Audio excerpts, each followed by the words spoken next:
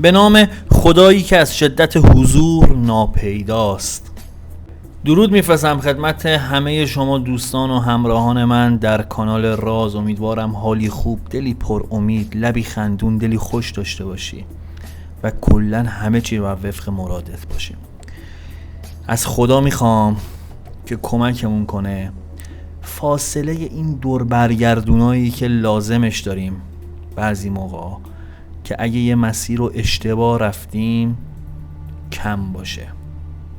بعضی موقع میبینی یه انتخاب اشتباه، یه تصمیم نادرست باعث میشه که 1 سال، 2 سال، 3 سال یک مسیری رو ناخواسته بری که تا بخوای یه دور برگردون پیدا کنی برگردی بیای سر جای اولت زمان میبره. از خدا میخوام که دور برگردونهای زندگیمون تعدادش زیاد باشه، این امکان وجود داشته باشه که سریعتر بتونیم دوباره بریم جلو. هیچ مهم نیستش که تو زندگیمون اشتباه کنیم، ولی اینکه یک اشتباه رو دوباره بکنیم این یکم بده. خب میریم سراغ پیام امروز که ببینیم کائنات در قامت کلام لسان و غیب چه پیامی برامون داره. دیگه همتون بازی و بلدید، من چند ثانیه سکوت میکنم تا تو رفیق خوبم این فرصت رو داشته باشی که نیت کنی. من هم حافظ و قسمش میدم به شاخ نباتش که هر چیزی رو که صلاح میدونه برامون آشکار کنه.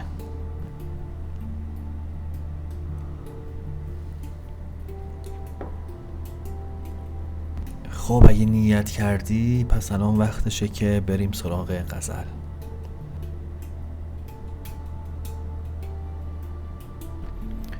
ای پیک راستان خبر یار ما بگو، احوال گل به بلبل دستان سرا بگو.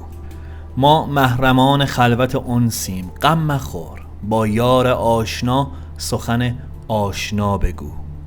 بر هم چو میزد آن سر زلفین مشکبار، با ما سر چه داشت ز بهر خدا بگو. هر کس که گفت خاک در دوست توتیاس، گو این سخن معاینه در چشم ما بگو. آن کس که من اماز خرابات می کند، گو در حضور پیر من این ماجرا بگو. گر دیگرت بران در دولت گذر بود، بعد از ادای خدمت و عرض دعا بگو. هر چند ما بدیم تو ما را بدان مگیر، شاهانه ماجرای گناه گدا بگو. بر این فقیر نامه آن محتشم بخوان، با این گدا حکایت آن پادشاه بگو.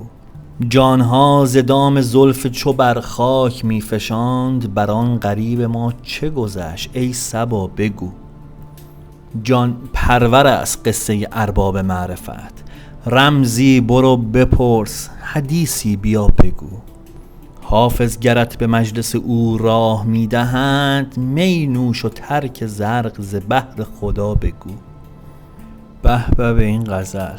اول اینکه این غزل توی زمان شاه شجاع، زمانی که هنوز رابطه بین شاه و حافظ به هم نخورده بود سروده شده، هنوز رفت و آمدهایی بینشون بود، ولی یک دلسردی هم به وجود اومده بود. دیگه مشخص داشت میشد که بین شاه و حافظ یک داستانهایی هست این وسط،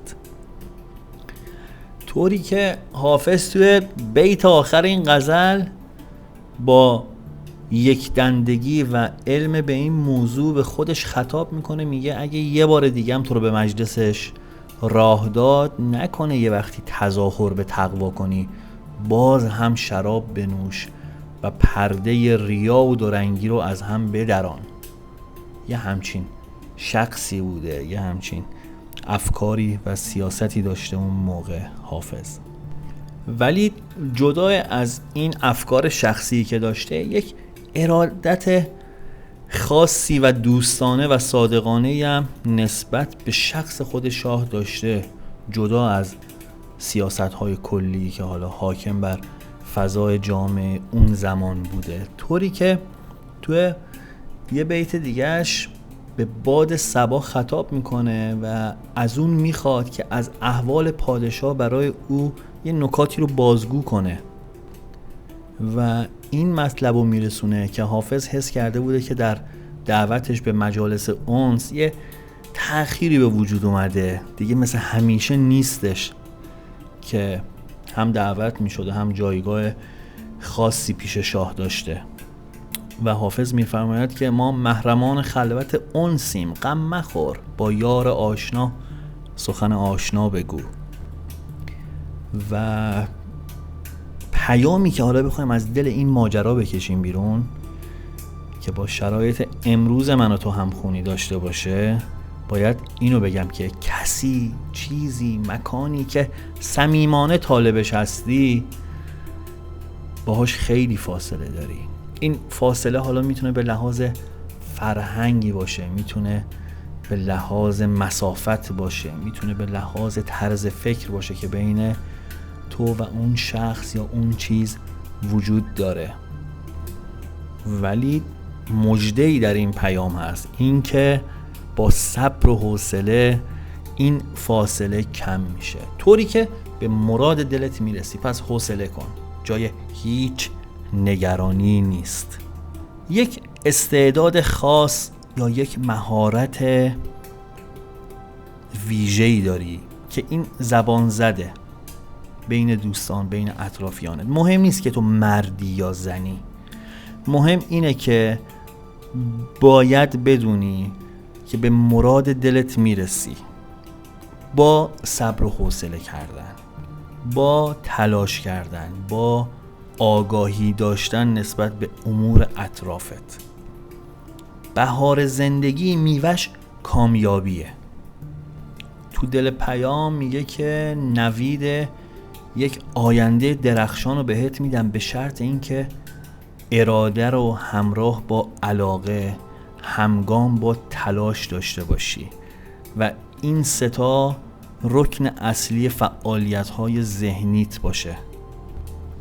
و اینکه در خانوادت 2 نفر همیشه نگرانت هستن، 2 نفر عاشقانه، خالصانه، صادقانه دوستت دارن و همیشه نگران روزمرگی تو و آینده تو هستن. با مهربانی باهاشون صحبت کن و همیشه ازشون پیام بگیر. این یعنی چی؟ یعنی به نصیحت هاشون گوش بده با حوصله. و این بود پیام امروز. مرسی که تا اینجای ویدیو منو همراهی کردی. یه دعای کوچیک میکنم، از حضورت مرخص میشم. اگه دوست داشتی و تا حالا اگه سابسکرایب نکردی چنل رو سابسکرایب کنی خوشحال میشم. من به 100 خواهش و منت ز خدا خواستم که در این ساعت خیر مرغ آمین به سراغت آید و دعایی که تو بر لب داری به اجابت ببرد. پوینده باشی و پایدار.